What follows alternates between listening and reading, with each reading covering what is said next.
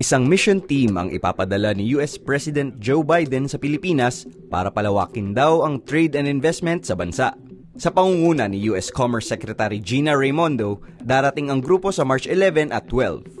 Pag-uusapan daw sa trade mission ang pamumuhunan ng US corporation sa mining, infrastruktura, agrikultura at energy sector ng bansa. Ayon sa Malacanang, kasama sa pag-uusapan ang nuclear power projects na gagawin ng US at Pilipinas kasunod ng pagpirma ng dalawang bansa sa tinatawag na 123 Agreement noong Nobyembre.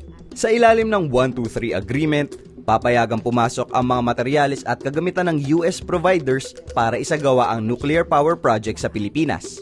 Ayon kay Attorney Nery Colmenares ng Bayan Muna, malaki ang posibilidad na konektado sa niraratsyadang charter change o CHACHA sa Kongreso ang planong pagpapalaki ng investment ng US company sa bansa.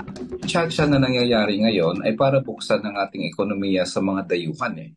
At syempre dahil interesado ang Amerikano dito at sila ang isang tumutulak nito, talagang ma-interpret natin at yun ang pangangamba natin. Ang pagdating dito ng high-level delegation na ito ng mga Amerikano ay para lalo pang tumulak, hindi lang sa investment, kundi lalo pang tumulak dito sa CHACHA. Maaari rin umanong isama sa niraratsyadang CHACHA ang pagpapaluwag sa Article 2, Section 8 ng Konstitusyon para gawing mas madali ang planong pagpapapasok ng nuclear power project sa bansa.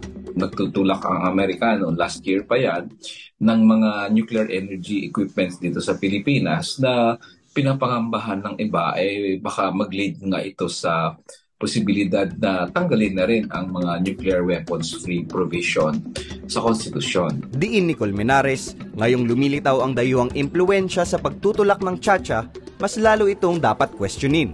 Seryosong-seryoso talaga ang pagtulak nitong CHACHA ito. Kaya dapat seryosong-seryoso din ang ating pagtutol na dito sa CHACHA para masawata at masagkaan itong panibagong tangka para lalo tayong malugmok sa kahirapan sa kamay ng mga transnational corporation, mga dayuhang kumpanya